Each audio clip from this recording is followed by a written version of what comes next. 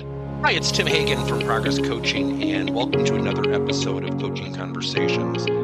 And I wanted to make you aware of something very cool that we're doing on a subscription basis, and we'll put a link in each one of our episodes. But every Wednesday, we're going to be doing what we call an audio podcast workshop. That workshop will be roughly about 14 to maybe 20 minutes per episode, with each month having a theme from a coaching model, using feedback strategically, to coaching self-awareness, and so on. So if you could look in the body or in the content description of each episode, and you will see a link where you can join this subscription. These are literally 4 workshops every month, teaching specific strategies to address a particular area of workplace coaching, as it relates, again, to things like awareness, motivation, teamwork, and what have you. Here's the cool thing. It's only $10 per month, and each month you will get a handout that we will follow along with. So we also give you a tool for you to take notes as we go through each episode. We hope you'll check it out. Youth sports has such a great direct parallel with the workplace. And so often when I talk to other coaches, we talk about the dreaded topic, the parents. And we talk about, what are their expectations? What are our expectations?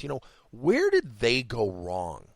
See, when I grew up, we didn't have club volleyball. We didn't have AAU basketball. Where did this all go wrong? And here's the funny thing. Fundamentally, parents have to ask themselves one question. Am I raising a student athlete, or am I raising a potential pro athlete? It is very clear our behaviors will support one of the initiatives. A student athlete is someone who does well on the court and off the court. Someone who's going to be a pro athlete, it's all about becoming a professional player or a scholarship player. And I think that we tend to forget the objectives and how they don't really intersect with one another. See, parents, and sometimes players, but certainly the foundation comes from parents, it's all about playing time. Now think about that. Let's talk about that for a second. Playing time. Let's say playing time has to be equal. Great. Forget the team concept. Forget winning and losing. Forget putting the best effort out there. And we're going to put everybody's kid out there equally. What happens when the kid doesn't perform well? Got to keep him out there. And he keeps failing and he keeps making mistakes. Got to keep him out there. And void of the other parents getting upset and the kids' teammates getting upset. Got to keep them out there. What happens to the experience of the child? What happens to their psyche? So currently, I'm coaching a team with a number of development players, and I got the nicest email from a parent afterwards. He said, I got to tell you something. I can clearly see my kid is behind.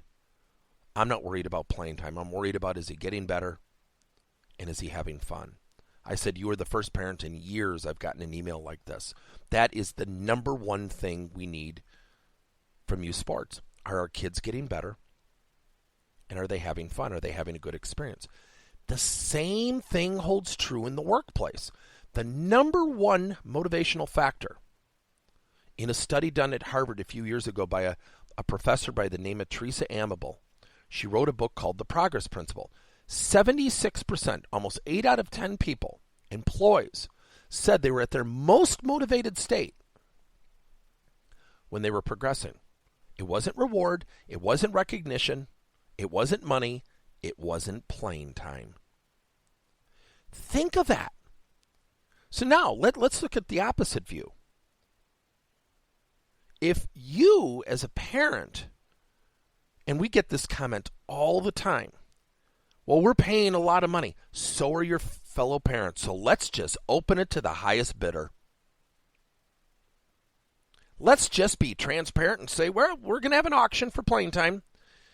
Seems like money's the issue. So highest bidder, your kid plays the most and probably won't be in the right position, won't have the great experience, but at least your kid got playing time. And what we have to do is remember, coach's number one objective is helping each kid get better. So I'm going to go back to the email from this parent. During the course of the tournament, this kid made a play. and it was in the volleyball world called a free ball, and he had to hit it from the back row. And he took a full swing and hit it all the way to the back court. Really did a great job. All the kids were excited for him, and he was excited.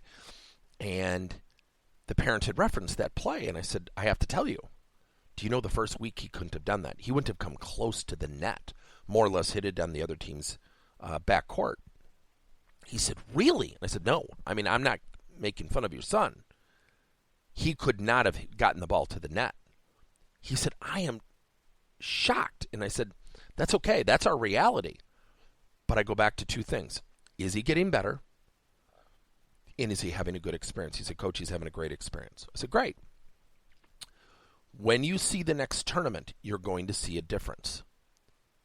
And I said, I'm going to put him in for serving. He could not get the ball to the front port of our court when serving the first week. He will serve some balls in. And I said, now, he's going to get bigger, he's going to get stronger. If we have a good experience, we tend to want to do what? Produce effort and try more. The same thing happens in the workplace. Here's the thing the parents have to understand. When we get in the workplace,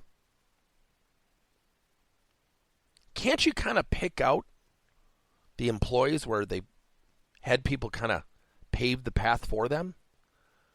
How many times do we hear people say in the workplace, wow, we got to do that project, that seems kind of hard. Yeah, change is hard. Doing new things comes with some discord and difficulty and getting out of your comfort zone. I get it. It's hard. Then be honest during the interview. Hey, by the way, if during the course of my work here, if anything difficult comes up, could I just get a free pass? The same thing happens in youth sports. If a kid is not playing, somewhere along the line it becomes personal. The coach has it out for my kid. He or she doesn't like him. And then the kid, heaven forbid, hears this. And parents, let me let you in on something. They hear you. They feel your anxiety, which gives them permission to quit. I get to quit. My parents are upset. Coach screwed me. I never get to play as much as I want. Now their association with effort and change and discord becomes, oh boy, that seems difficult. I gotta quit. So, most parents don't want to hear this. You are not raising a pro athlete. You are not raising, for the most part, percentages bear this out, a scholarship athlete. What you are raising is a student athlete. A student athlete who, if he or she gets better, will become a great employee. You are raising a student athlete who, if enjoys the experience and improves, can become a future leader. If you think you are raising a pro athlete or a scholarship athlete, and heaven forbid that objective is not achieved, and you show your disappointment, you potentially have raised as somebody who is entitled, who will struggle with change and discord and challenges, and potentially will not be a good teammate. So recently, I was watching a video talking about Gino Auriemma from the UConn women's basketball team, and he does something very interesting. He looks for high character kids. He looks for the kids that are smiling the most. He said somewhere along the way, the AAU tournament became about not how the team did in getting to the national tournament, but it became a showcase for individual talent. Think about that. Think if we went to a Broadway theater show and all the actors' sole objective was to get noticed by agents. Would the show really go on that well? The same thing applies in sports. The same thing applies in the workplace. How often do we have that person who will do whatever it takes to get ahead at the expense of their teammates. And recently I had a conversation with somebody who is found out very accomplished athlete in high school. She's a manager of one of our client sites, and we're having this great conversation, and she goes for the promotion. She is all about moving up the ladder.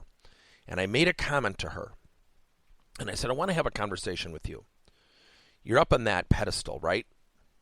You've got a couple supporting devices below you.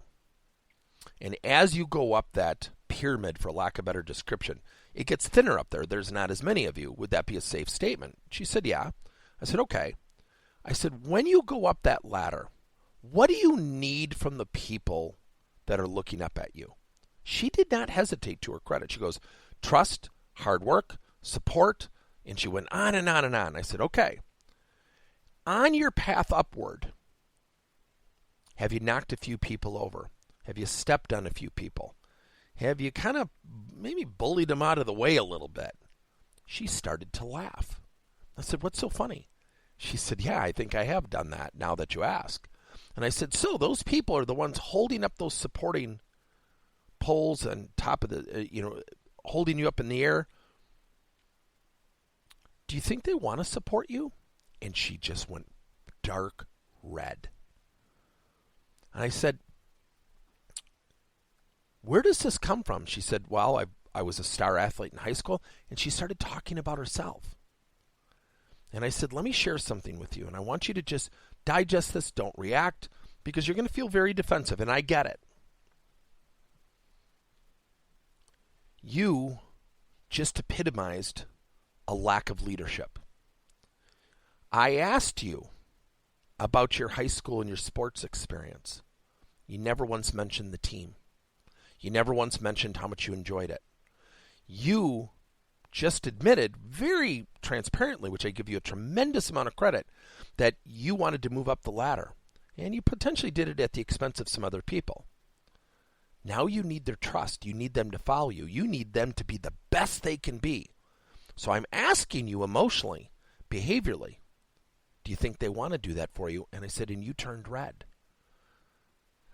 So needless to say, we have what? We've got some work to do. So I go back to the following. When parents say, well, we're paying a lot of money, so are your fellow parents. And I just said this to a parent about a year ago who said, well, we're paying a lot of money. I said, fantastic. It's about money. I'm going to get all the parents together, and we're going to open up playing time to the highest bidder. She goes, excuse me? I said, whoever has the most money, their kid plays the most. She said, well, hold on. I said, no, I'm going to get all the parents. I got all the parents together. She was freaking out. I said, when you use criteria, we're paying a lot of money, you just discounted everybody else. And you're teaching your son or daughter to discount everybody else. So we are raising kids to prepare them for the workplace or whatever they're going to do with their life. Are they getting better? And are they enjoying it? Thank you for listening to another episode of Coaching Conversations by Tim Hagen and Progress Coaching. Now, our company is always coming out with new and innovative solutions to help leaders coach their employees. And recently, we just created a new service called Coach to You, where leaders can pick and choose topics and assign 7 to 21-day programs for employees to learn and, more importantly, apply actions and then reflect and share what they're going to do going forward as a result of the learning. It's called Coach to You. We're literally bringing coaching to your employees. If you're intrigued, we'll have a link in each one of our episodes where you can get more information. And again, thank you so much for listening to another episode.